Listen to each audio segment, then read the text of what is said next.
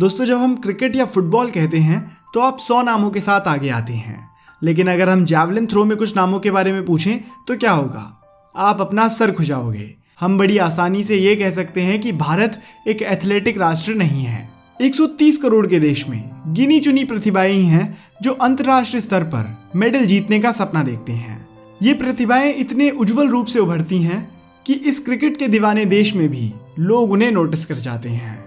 ऐसे ही एक युवा खिलाड़ी हैं नीरज चोपड़ा। आज नीरज चोपड़ा को कौन नहीं जानता? देश का बच्चा बच्चा नीरज चोपड़ा की ओलंपिक जर्नी को जानता है।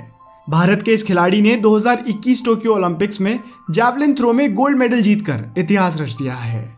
नीरज अब अभिनव बिंद्रा के बाद व्यक्तिगत इवेंट में गोल्ड जीतने वाले दूसरे हिंदुस्तानी बन गए हैं। 23 साल के नीरज से पहले एथलेटिक्स में कभी भी भारत को कोई ओलंपिक मेडल नहीं मिला था। देश इस एथलेटिक्स में जीते हुए मेडल के लिए 121 सालों से सपने देख रहा था। उसको नीरज चोपड़ा ने जैवलिन में अपने भाले के दम पर हकीकत में बदल दिया है। ओलंपिक्स में जाने से पहले ही देश को अपने इस खिलाड़ी से मेडल की बहुत उम्मीदें थी और देशवासियों को जो विश्वास इस खिलाड़ी पर था, इन्होंने उस विश्वास को बनाए रखा और देश के लिए गोल्ड मेडल जीता। आज नीरज चोपड़ा की अचीवमेंट को देखकर पूरा भारत उन पर गर्व महसूस कर रहा है। लेकिन क्या उनके लिए यहाँ तक पहुँचने का सफर आसान था? बिल्कुल नहीं। आज तक ऐसा कोई भी सक्सेसफुल इंसान इस दुनिया में हुआ ही नहीं जिसके लाइफ में सक्सेस स्टोरी ना हो। तो चलिए नीरज चोपड़ा के इस गोल्डन अचीवमेंट की सक्सेस स्टोरी को जानते हैं। नीरज चोपड़ा को गोल्ड मेडल इतनी आसानी से नहीं मिला है। इसके लिए उन्होंने काफी त्याग किए हैं। आप विश्वास नहीं करेंगे कि अपना ध्यान सिर्फ तैयारी पर रखने के लिए उन्होंने 1 साल पहले ही मोबाइल फोन से किनारा कर लिया था। वो सोशल मीडिया से तो दूर ही रहे और अपने मोबाइल को ज्यादातर स्विच ऑफ ही रखते थे। जब भी माँ सरोज और परिवार के अन्य लोगों से बात करनी होती थी तब वो खुद ही वीडियो कॉल किया करते थे। सफलता की राह में अन्य लोगों की तरह ही इनके जीवन में भी काफी उतार चढ़ाव का सिलसिला बना रहा। एक समय ऐसा भी आया जब नीरज के पास कोई कोच ही नहीं थे, लेकिन कहते हैं ना कि बुरी परिस्थितियों में भी जो हार ना माने और उन परिस्थितियों से निकलने का रास्ता जो खोज ले, जीत उसी की होती है। वैसे ही नीरज ने भी हार नहीं मानी और इंटरनेट से विशेषज्ञों की टिप्स को देखकर प्रैक्टिस के लिए मैदान में पहुंचते रहे।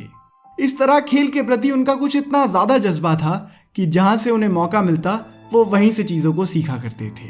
अब थोड़ा इनके बचपन के बारे में भी जान लेते हैं। हरियाणा की मिट्टी में पले बड़े नीरज बचपन में काफी शरारती थे। बचपन से ही वो दूध घी के काफी शौकीन थे, जिसके कारण नीरज अपने बचपन में काफी मोटे भी थे।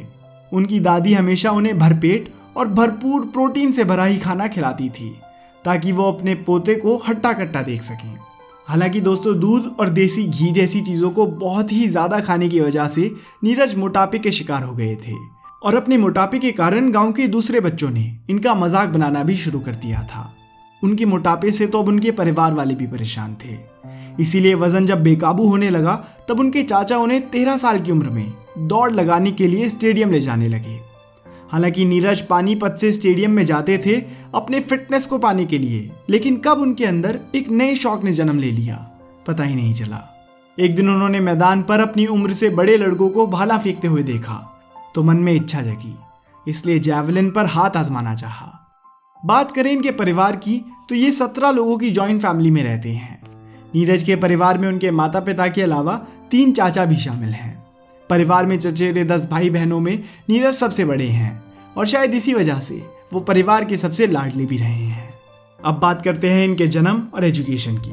तो नीरज चोपड़ा का जन्म 24 दिसंबर 1997 को हरियाणा के जिले पानीपत में हुआ था।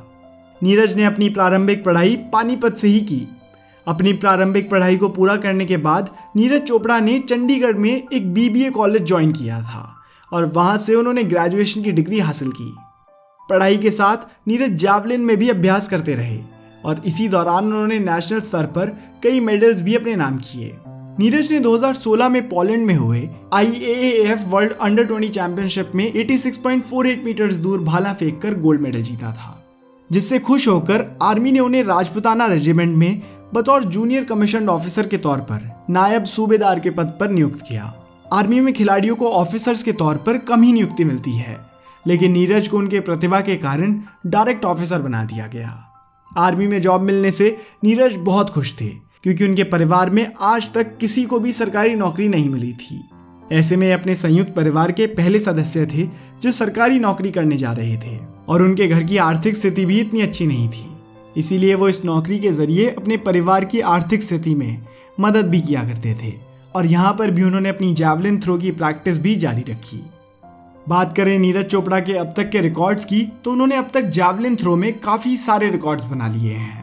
नीरज चोपड़ा ने सबसे पहले 2012 में लखनऊ में हुई अंडर 16 नेशनल जूनियर चैंपियनशिप में 68.46 मीटर दूर भाला फेंककर गोल्ड मेडल जीता था और फिर 2013 में नीरज नेशनल यूथ चैंपियनशिप में दूसरे स्थान पर रहे और IAAF वर्ल्ड यूथ चैंपियनशिप में अपना स्थान पक्का किया। 5 फीट 11 इंच लंबे और 86 किलोग्राम वजनीय नीरज चोपड़ा को 2018 में अर्जुन अवार्ड मिल चुका है। 2018 में इंडोनेशिया के जकार्ता में हुए एशियन गेम्स में नीरज ने 88 मीटर्स का थ्रो कर गोल्ड मेडल जीता था। एशियन गेम्स के इतिहास में जैवलिन थ्रो में अब तक भारत को सिर्फ 2 ही मेडल्स मिले हैं। नीरज से पहले 1982 में गुरतेज सिंह ने ब्रोंज मेडल जीता था। 2018 में एशियन गेम्स और कॉमनवेल्थ गेम्स में शानदार प्रदर्शन करने के बाद नीरज के कंधे पर चोट भी आ गई थी।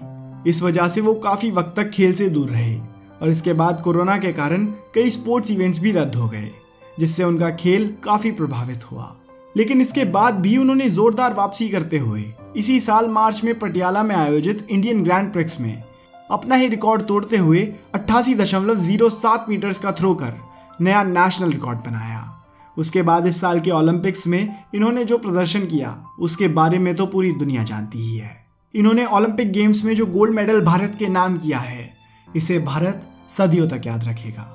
दोस्तों, अब जाहिर है कि नीरज चोपड़ा ने देश के लिए अपना इतना बड़ा योगदान देते हुए देश का नाम रोशन किया, तो देश की गवर्नमेंट का भी ये फर्ज बनता है कि वो हमारे देश के इस कोहिनूर के लिए कुछ करें। और इसी वजह से ओलंपिक्स में गोल्ड मेडल जीतने के बाद नीरज चोपड़ा पर इनामों की बारिश सी हो गई है।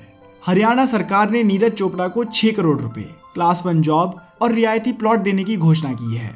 इसके अलावा रेलवे ने भी नीरज चोपड़ा को 3 करोड़ रुपए का इनाम देने की बात कही है। इसके अलावा पंजाब सरकार और मणिपुर सरकार ने भी 2 करोड़ और 1 करोड़ रुपए इनाम में देने की घोषणा की है। इतना ही नहीं बल्कि BCCI ने भी नीरज चोपड़ा को 1 करोड़ रुपए इनाम देने की घोषणा कर दी है। और तो और इंडियन ओलंपिक एसोसिएशन ने भी नीरज चोपड़ा को 75 लाख रुपए इनाम के तौर पर देने की घोषणा की है।